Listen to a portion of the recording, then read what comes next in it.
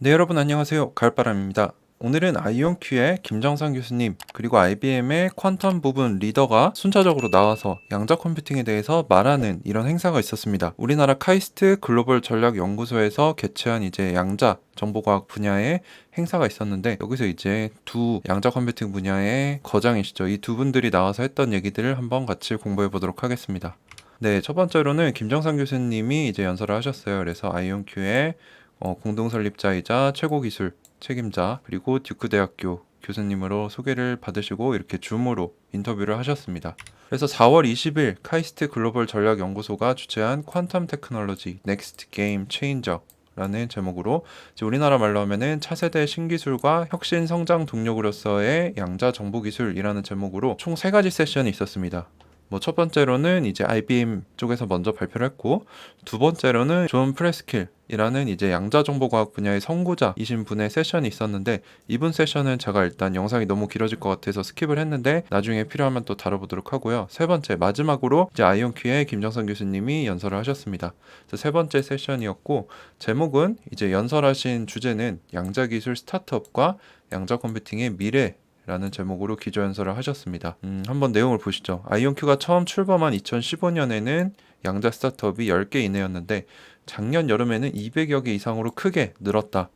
그래서 이번 세션에서는 깊은 기술적인 내용보다는 기술이 어떻게 진전해 왔는지를 이제 전통 컴퓨터를 예를 들어서 함께 살펴보고, 아이온큐와 같은 스타트업에게 어떤 기회가 있는지 살펴보겠다라고 말씀해 주셨습니다. 자, 그래서 기존 전통 컴퓨터를 살펴보면은 그 걸어온 역사를 보면 양자 컴퓨터가 어떻게 발전할지 엿볼 수 있다는 거죠. 그래서 기존 컴퓨터의 경우는 트랜지스터가 이제 컴퓨터의 가장 작은 단위 중 하나죠. 이게 이제 벨랩스 라는 곳에서 처음 발명이 됐습니다. 이게 과학적으로 매우 크고 중요한 노력이었는데, 이 트랜지스터와 같은 과학적 기반, 즉 사이언스가 먼저 기술이 생기면 그 다음은 유용한 장치들을 개발하고 장치들의 성능이 개선되는 엔지니어링 단계, 이제 뭔가 실물이 나온다는 거죠. 엔지니어링 단계로 나아간다. 그 다음은 이렇게 발전된 기술을 유저들에게 배포하면은 수백만 명이 활용하게 된다. 그래서 사이언스, 기반 기술이 나오면 엔지니어링으로 이제 물건들, 성능이 개선되고 비용이 절감되고 이런 단계를 지나게 되고, 그 다음엔 이제 최종 유저들, 저희와 같은 일반인들에게 이 기술이 보급이 된다는 거죠.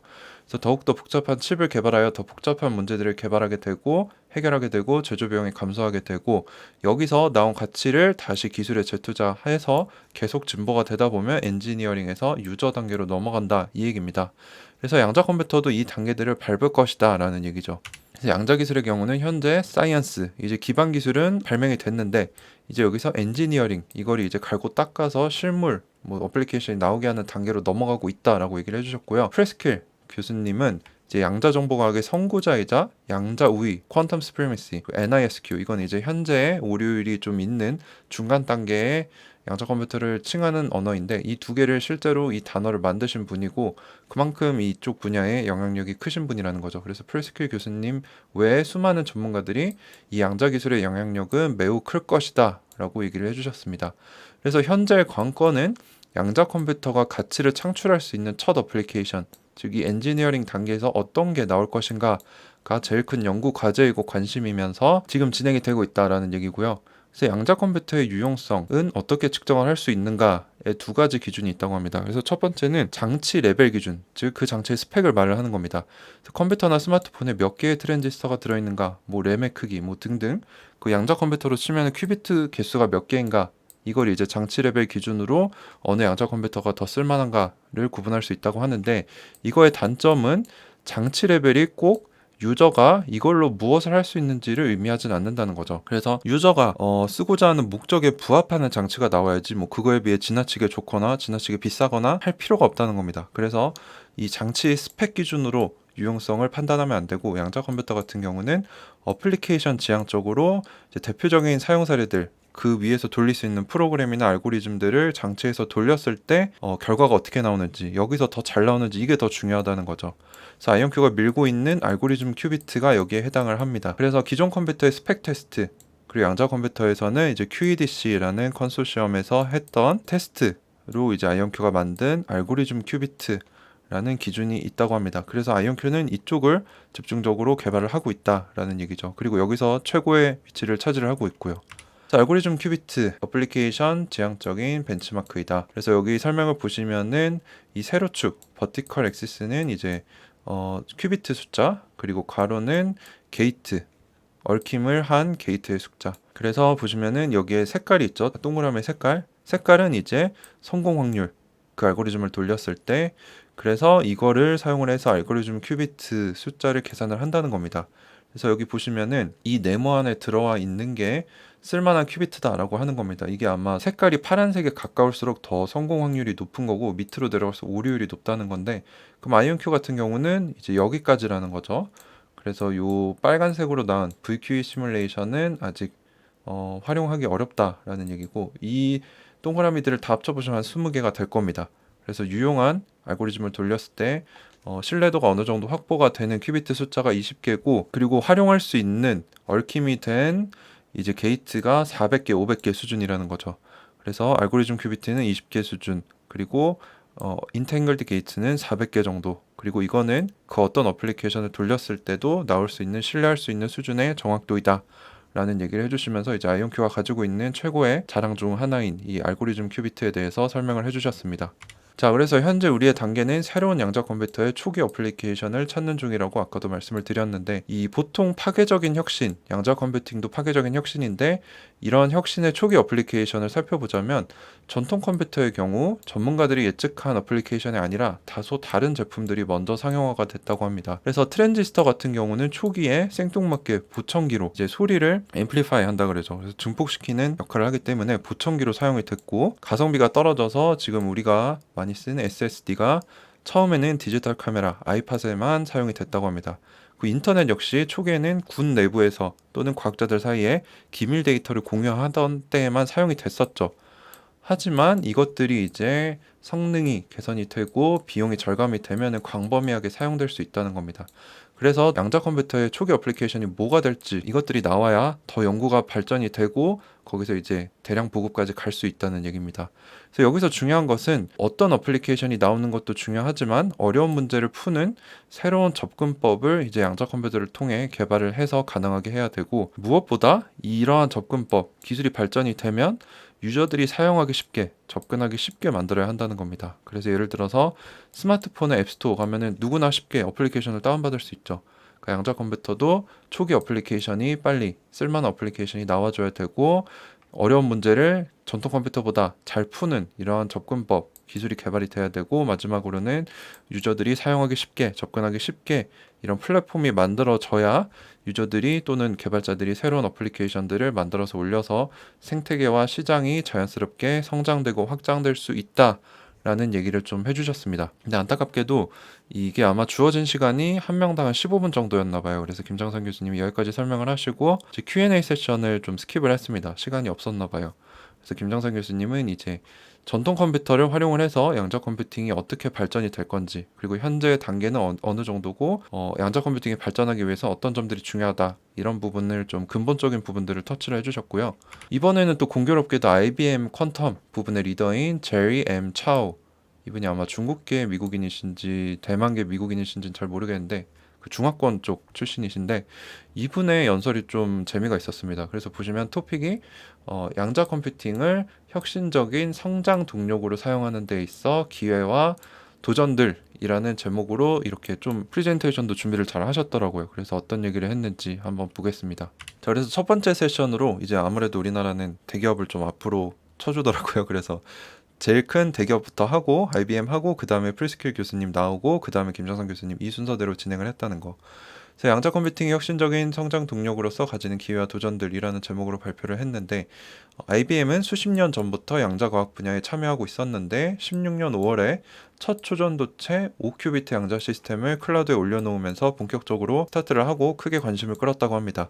그리고 2019년 1월에는 IBM 퀀텀 시스템 1이란 거를 개발을 해서 실제 필드에 배치를 해서 연구소 세팅에서 벗어나 상업화 단계에 들어갔다. 그래서 크게 성장하고 있는 중에 현재는 2년간 20개 이상의 시스템을 배치를 했고 41만 명이 넘는 사용자들이 있고 179개, 이건 아마 기업 이상 단위일 겁니다. 큰 주체들이 이제 IBM 퀀텀 네트워크, 이제 양자 생태계인데 여기에 가입이 돼 있고 하루에 35억 회 이상의 작업이 이제 양자 컴퓨터에서 돌아가고 있다고 하네요.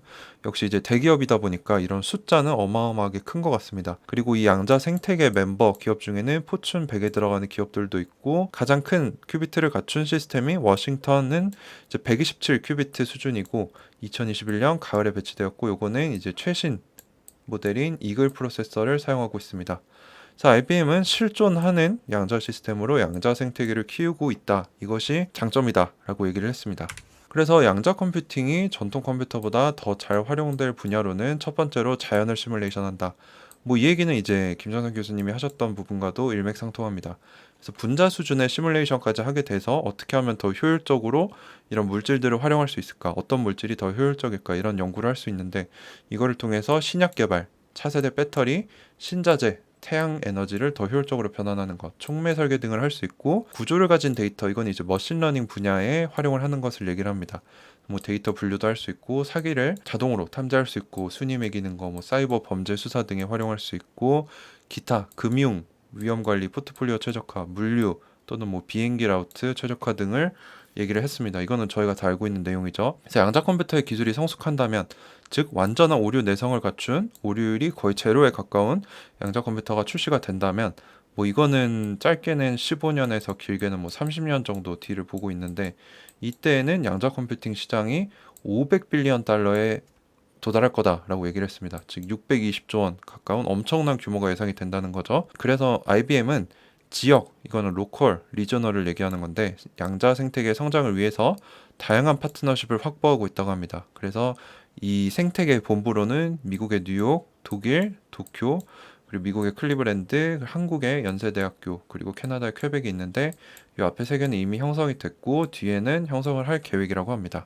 자, 그래서 Q&A 세션을 이제 IBM은 PPT를 빨리 마치고 좀 가졌어요. 그래서 핵심적인 부분을 좀 터치를 해줬습니다.